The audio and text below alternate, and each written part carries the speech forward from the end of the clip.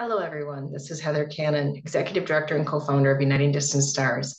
I'm talking from Minnesota today. I returned back from Liberia over a week ago. I wanted to take this time to do my monthly update to kind of go over my time. I spent about 2.5 weeks. It was my first time back in 9 years. The last time I was there is when we were launching Uniting Distant Stars. Our co-founder and director in Liberia, Calvin Fumba, and I had a dream to start something.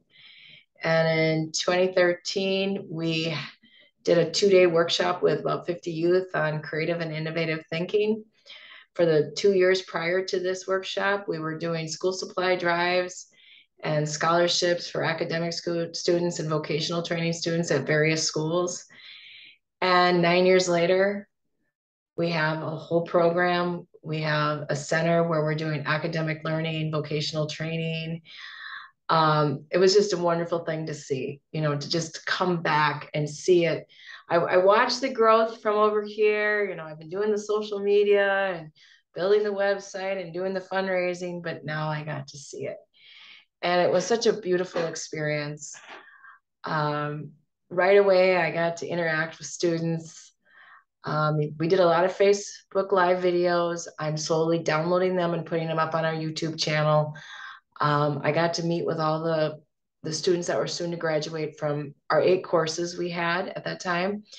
Their graduation was on the 15th. We'll post some of that stuff on YouTube. It's currently Facebook Live, but I know it'll be easier once we get it on YouTube and put some on our website. But I got to get a pedicure from one of our soon-to-be graduates of the cosmetology department and interacted with some of the new students who were just learning how to braid hair. I got to be the student with our electrician students as they showed me how they would electrify a 3-bedroom home. I got to interact with the computer students and found many were already making money from what they were learning. And I was asking, which software is, helping you make money. Event decoration, I sat in with them and I actually beaded my own bangle, which ended up was being too big, so it went on my ankle. I interacted with the plumbing students. I got to interact with auto mechanics. I got to interact with catering and tailoring. It was such an amazing experience. I got to hang out with some of the academic students. I actually visited each class. We go from preschool all the way up to 9th grade. And it was a delight to be with them and ask questions and talk with them. I was part of their graduation program on October 15th. I met with some alumni, some people that are in their various trades, making it work for them, making money, whether they're employed with someone or they're self-employed. It was such a great time to be back and to see all our efforts, your efforts, those who have supported us all these years, every dollar you have sent, every good wishes you sent, all the prayers and just everything you have done has made this possible. We have graduated 5 groups of students. We're in the process of recruiting our 6th. And that's when we became an official vocational training school in 2017. We had vocational training prior to that. I actually interviewed one of our alumni from our driver's ed / auto mechanics pilot course we did in 2014 during the Ebola crisis. And he's now a driver and a chief mechanic for someone in Liberia who's not only has his own school, he's also been a representative in the government, and he's been working with him since 2016. So it was so wonderful. I interviewed 3 of our staff members who are all alumni. Myrtle Esto, who is our business manager and register and anything else. She's basically second in command to Calvin. She has some great stuff. She is so passionate about helping young people. She came to our school in 2018 and she graduated in 2019 with hotel management.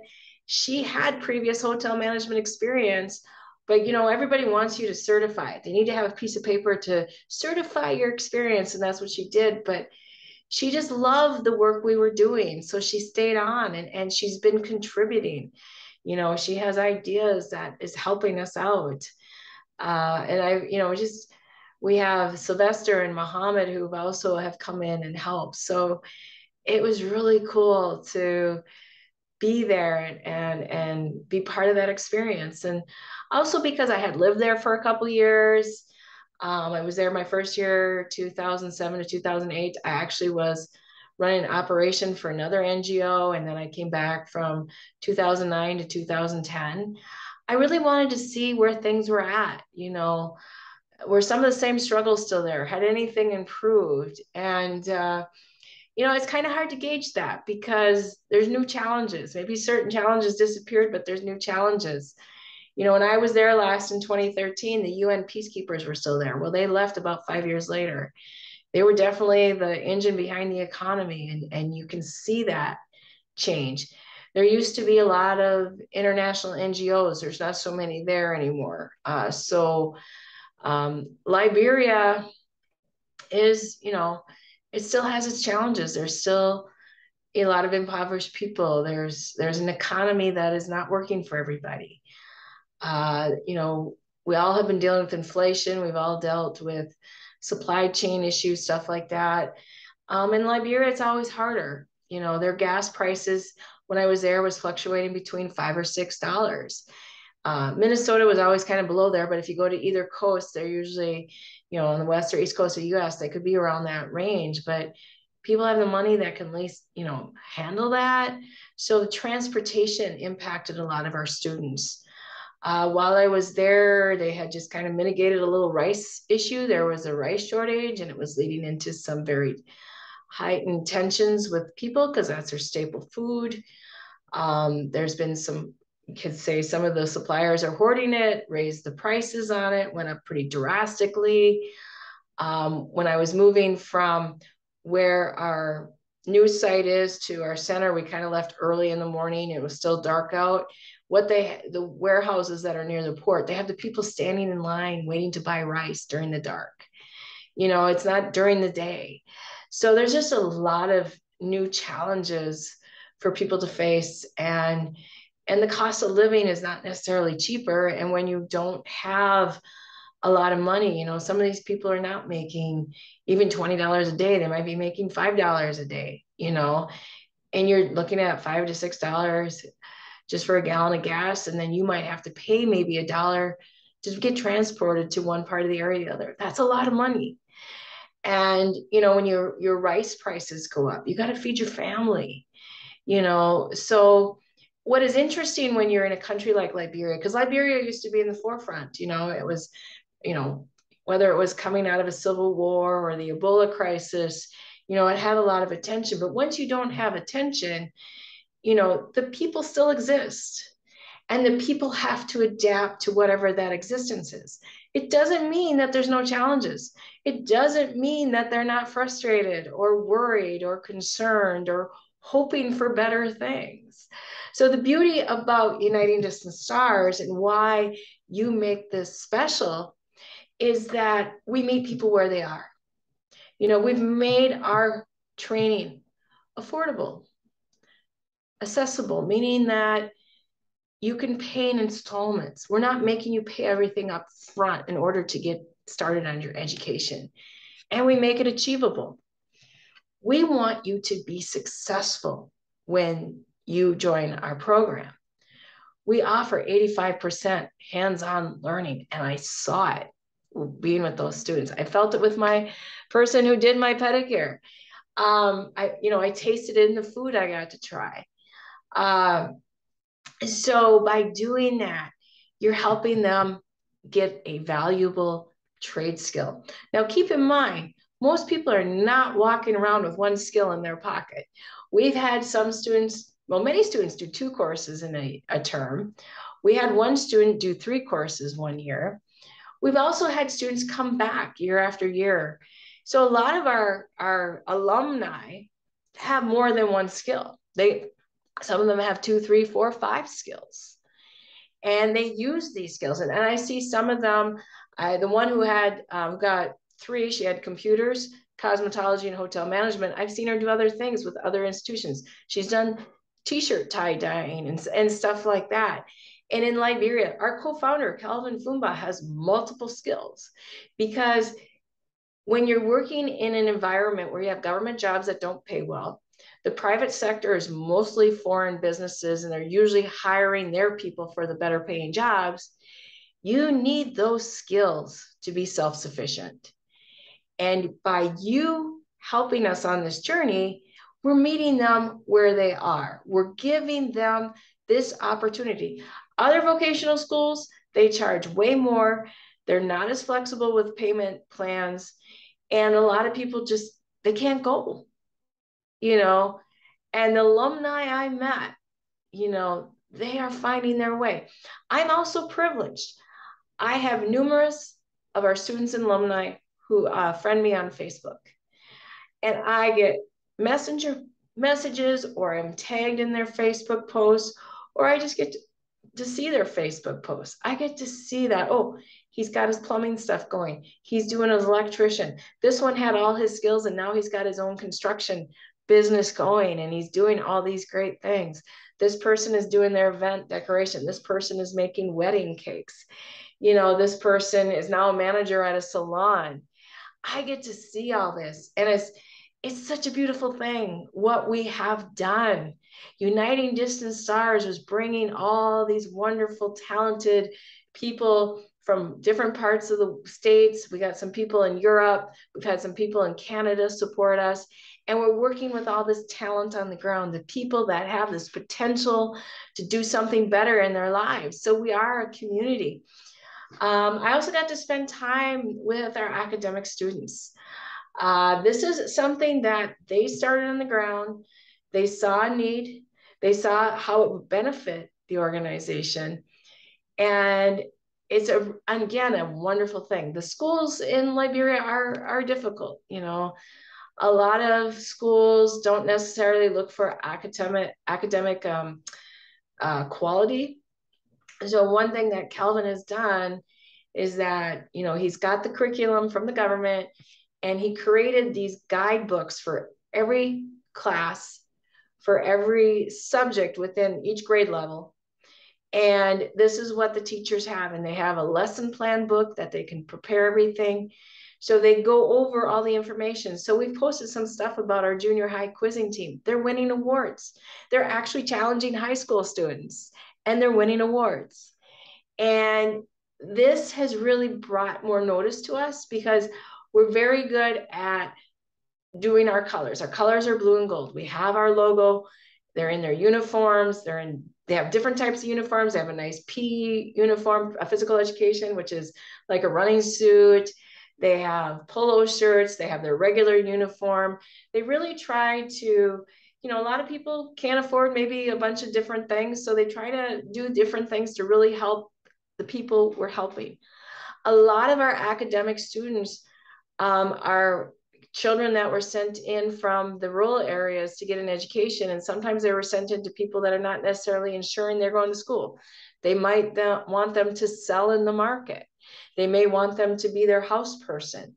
And so again, because we make it an affordable school, these kids can come to school. We have one where Myrtle shared a story of a teenager who was selling coconuts, and he was able to negotiate his tuition to enroll in our school by giving X amount of dollars of his coconut money.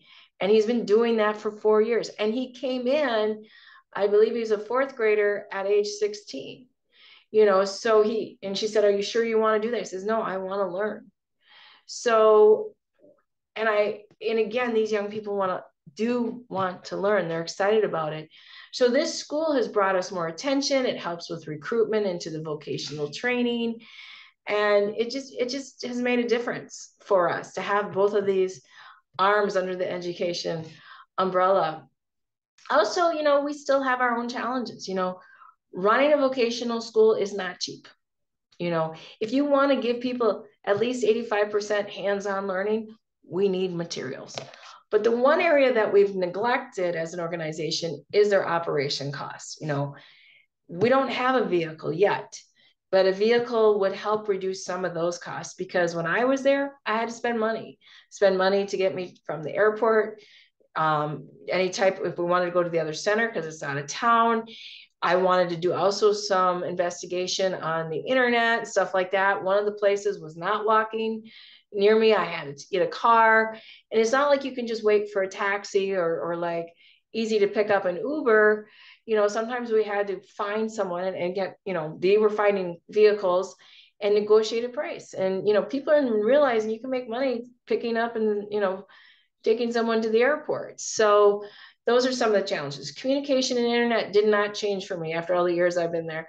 Living there 2 years and then coming back other years. I went to the two internet companies that they have, which is telephone and internet. $479 a month for unlimited internet. You're like, what? So there's still some challenges there. So one of the things that Calvin wanted is like, let's get back into shipping. We haven't done shipping in about 6 years. So I have a meeting tomorrow on that, because we need to refresh our computers. We need to refresh some of our equipment, whether we buy new or whether we get, gently used or refurbished equipment. So if we can get back into shipping, maybe there's some companies that you know of that have, changed their computers every so once in a while, because we need to get some of these things scheduled, so we can continue to make sure we're getting this information. We're looking for people who have ideas of how we can, get better internet. We need to improve our, and expand our solar. We're not 100%. You still have to pay money usually on a generator, because the electric company is still not reliable. It's still not dependable electricity. So if you know any partnerships, anybody we should be reaching out to, we're looking for that help, because we're making a difference. We're doing a wonderful service for these young people. We're giving them a leg up because they're getting these skills, and we're not saying, okay, you need to spend $500 to go to our school, and if you don't spend it, you're not coming. We're not doing that to them. When we had our graduation, I think we had about 66 graduate. Other schools are not turning that out because they're more expensive. And sometimes they're more expensive. They're not even making sure they're getting the training materials to do the work. We want them to be able to decorate a cake. We want them to make a nice food, whether it's jollof rice or any of the other Liberian, or bake pizza. We want them to be able to decorate the hall for a wedding, for a graduation. So it's just beautiful. We want them to be not only promote safety when they do electricity, but make sure people have reliable electricity. We want people to be able to have the plumbing. So they might not have the running water yet, but they have the tubs, they have the septic tank, they have the toilet. So even if they have to still use a bucket to flush, it flushes. We want people to learn computers. That is the world we live in. And so again, you're doing so many great things, and we so appreciate everything you've done. I got to see it. And I hope that some of you who can will go over and visit. You are more than welcome to visit. We actually have 2 hotels that are not too far from the center, walking distance. They're not fancy, they're not elegant, but they have all your creature comforts. You got a bed, if you want the fan, another place has AC. If they got the running water. One doesn't run electricity all day long, but if you're spending time at the center, that doesn't matter. They have electricity there. But you're more than welcome to come. You can come experience it. If you want to help in any way to volunteer, they would find something for you to do. They have plenty of work there. So we just hope you really want to take this opportunity to, really see what we're doing, because I want to be back there. It was just so wonderful to see all the work, all what we've accomplished. And, we've had Calvin has been very innovative. Sometimes we haven't had a lot of money, but he's made sure every dollar that you have put into it has come to happen, to make something possible, to make it where there is a suitable learning environment. One of the electrician alumni says, it's a small school, but it's big and wide on knowledge. And I love that. And some people might look at it and say, well, it's not that very fancy school, but you're going to get something out of it. You're going to walk away with skills that you can put to work immediately if you haven't already made money while you were learning. That is the beauty part of Uniting Distant Stars. And a few things before I close. What makes us different from other schools? One is we have local representation. Kelvin Fumba, who I said is our co-founder and our director on the ground, he's not only that local representation, he is the co-founder. He is the co-visionary, and he is living what he calls his heart's desire. He always wanted to help his people, and that is what he's doing. And because of his own passion, he puts his blood, sweat, and tears in it. You've seen him. You've seen him do the welding. You've seen him lay the blocks. You have seen him roofing, whatever it is. You've seen him put his own work in there. He's put his own money in there. He is so committed. Now we got Myrtle, we got Mohammed, we got Sylvester, all alumni who have stayed on to take Uniting Distant Stars to the next level. So we have that solid local representation, because a lot of times you have people, they start something over here in the States or Europe. They only come and go every once in a while. The only time they have real activity is when they're on the ground. Our activity, Kelvin and his team got us through the Ebola crisis. They've got us through when the UN peacekeepers left. They got us through COVID, and we're going to get through this. The other thing that, again, helps us stand out is that we look for quality over quantity. So one, we're not charging high prices, but yet we're going to make sure you get some decent education or decent vocational training. Some of the schools that you would hear for academic, there's bribing teachers for grades. There might be cheating going on. They don't even learn anything. A lot of people can't even compose a letter when they graduate from high school. That's not how we operate. We want to make sure that if you graduate, or if you're finishing 9th grade from our school and going to high school, you are ready for that. If you're in our vocational training program, you have to do a final test. And that test is not a written test. It's demonstrating your skills. That says, yes, you're ready to go. If you can't demonstrate, you're not graduating. We're not what we call empty diplomas, where you just give a diploma just to give it to you. No. We want to stand by our name, that we are going to guarantee that we have solid people. And that is what we're doing. And that, again, sets us apart from others. And again, it's just you are part of this journey. So many of you have been with us for quite a while now. And we bring on new people that are just like, I want to do this. I want to make that difference. I like to see that I'm helping that person fish, learn to fish, learn to do it for themselves. That is what you're doing. And you are that star. You are that shining star that has come together with all these other shining stars to really light up this world and do something remarkable. And so, like I said, I'm super excited. And so, again, there's so many ways you can help us. I'm looking for volunteers. I got a lot coming back from Liberia. If you like working with YouTube, I can need help with YouTube. I need help with some marketing stuff. We got some great marketing photos. One of our supporters hooked us up with someone in Liberia. We got these wonderful photos. We need to get some more creative, like tabling stuff if we want to get back out and do in-person events, fix up our website, do all these different things. We're looking for that. We're looking for people that can help look for grants. We need to get more money to, take us to the next level. We're looking for people that maybe have access to things where we can start doing that shipping again.